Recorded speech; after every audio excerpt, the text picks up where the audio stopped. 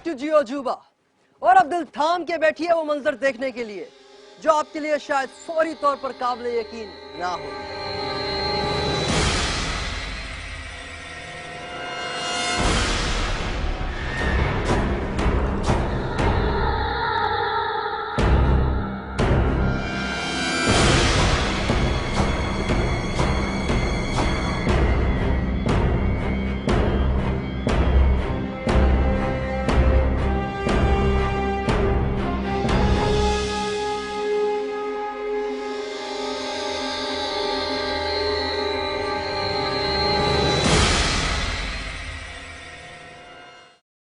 ये बोर्ड देखिए, इस पर लिखा है कि रेनीकोट का ये किला दुनिया का सबसे बड़ा किला है और ये अजीमुद्दीन दीवार इस किले का हिस्सा है या ये किला इस दीवार का हिस्सा है। ये किला सूबा सिंध का जिला जाम शोरों के इलाके कीर्थर में वाक़ है। कुछ याद आया कीर्थर से? ये वही कीर्थर है जिसे अब नेशनल पार्क का दर्जा हासिल है।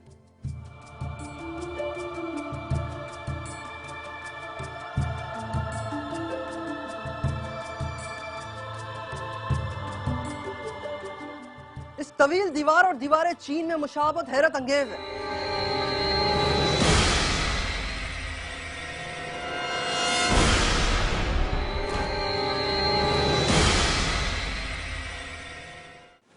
लेकिन इस गैर मामूली विरसे से जुड़ी हुई अलमनाक हकीकत यह भी है कि इस पर अभी तक कोई खास तहकीक नहीं हो सकी।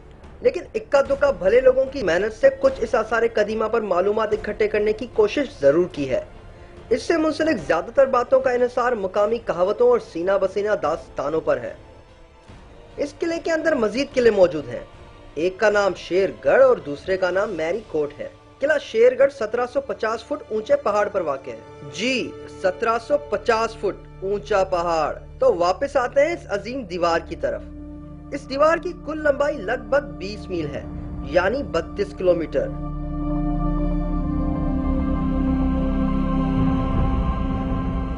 वीरानी इस किले का खासा है। तारीख और माहिरीन आसार कदीमा यकीनन इस हकीकत से नाखुश होंगे कि कई जगहों से इस दीवार का काफी हिस्सा पिछले कई सदियों से टूट फूट का शिकार हो चुका है और कई जगहों पे तो ये दीवार मुकम्मल तौर पर खत्म हो चुकी है।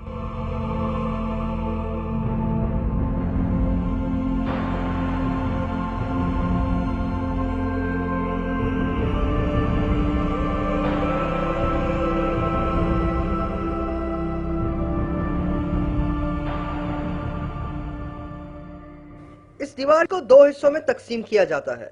दीवार का एक हिस्सा इंसानी हाथ से बनाया गया है और दूसरा कुदरती है। दरअसल दीवार का कुदरती हिस्सा ऊंचे पहाड़ों उमूदी चट्टानों पर मुश्तमिल है, इसलिए इस हिस्से को नाकाबिले अबूर समझा जाता है। तस्वर कीजिए, इंसानी हाथों से बनी ये दीवार की इंतहाई ऊंचाई 30 फुट है, जबकि इसका कुदरती हिस्सा 2000 फुट तक बुलंद है। इस किले के जमाने कल मसीह से ताल्लुक होने के कई शवाहिद मिले।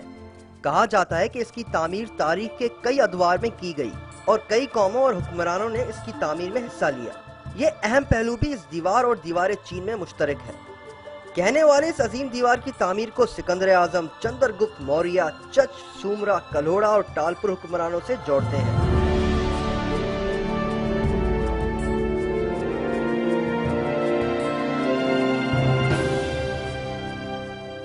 आपको ये सुनकर हैरत और अफसोस होगा कि मुरम्मत के नाम पर अगर आखिरी बार किसी ने इस आसार कदीमा को हाथ लगाया था तो वो सिंध के टालपुर हुक्मरान थे, जिनकी हुकूमत 1843 में खत्म हो चुकी थी। और इस हकीकत को चेक करने की कोई जरूरत नहीं।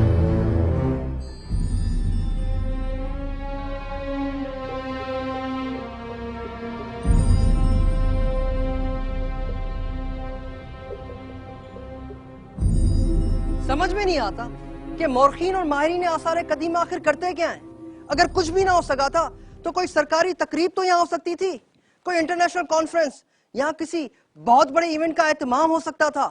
कम से कम ये विरसा नजरअंदाज तो ना होता दुनिया की नजरों से। आपको फिलहाल चल के दिखाता हूँ एक पैकेज, ताकि शायद हमें कोई उससे सबक मिले।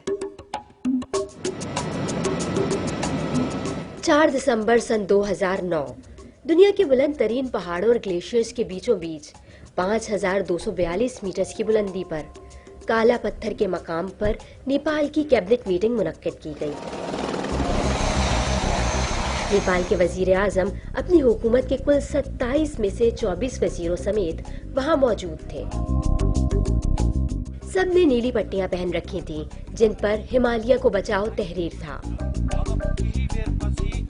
इस मीटिंग का मकसद दुनिया की तवज्जो हिमालय की बिगड़ती हुई सूरत हाल की तरफ मबजूल कराना था। कोहे हिमालय पूरे बर्रे सगीर में पीने के पानी का एक अहम जरिया है। इन वजीरों ने मास्क और गर्म कपड़े पहन रखे थे, क्योंकि इतनी ऊंचाई पर सांस लेना दुश्वार होता है। वजीर माइक्रोफोन के जरिए बात कर रहे थे, क्योंकि तेज हवा में आवाज नहीं सुनी जा सकती थी। वहाँ वजीरों ने सागर माथा डिक्लेरेशन पर दस्तखत किए। इस मीटिंग की खबर दुनिया भर के टीवी चैनल्स ने दिखाई और इस तरह से नेपाली काबीना का असल मकसद भी बड़ी हद तक पूरा हुआ।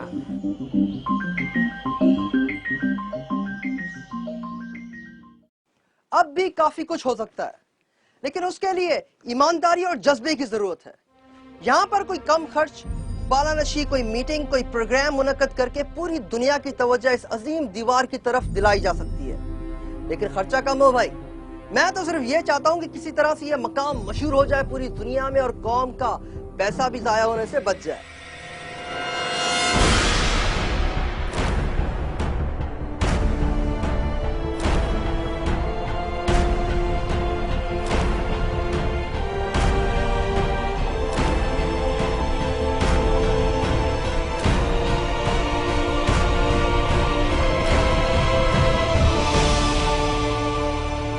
और अजीब बात वो ये कि इस दीवार का अपना कोई नाम नहीं। इस दीवार को अब भी किला रनी कोट के नाम से जाना जाता है। कुछ बरस पहले कुछ दोस्तों ने मिलकर बाकायदगी से इस आसार कदीमा पर तहकीक शुरू कर दी और उन्होंने मिलकर इस दीवार को दीवार सिंध का नाम दिया।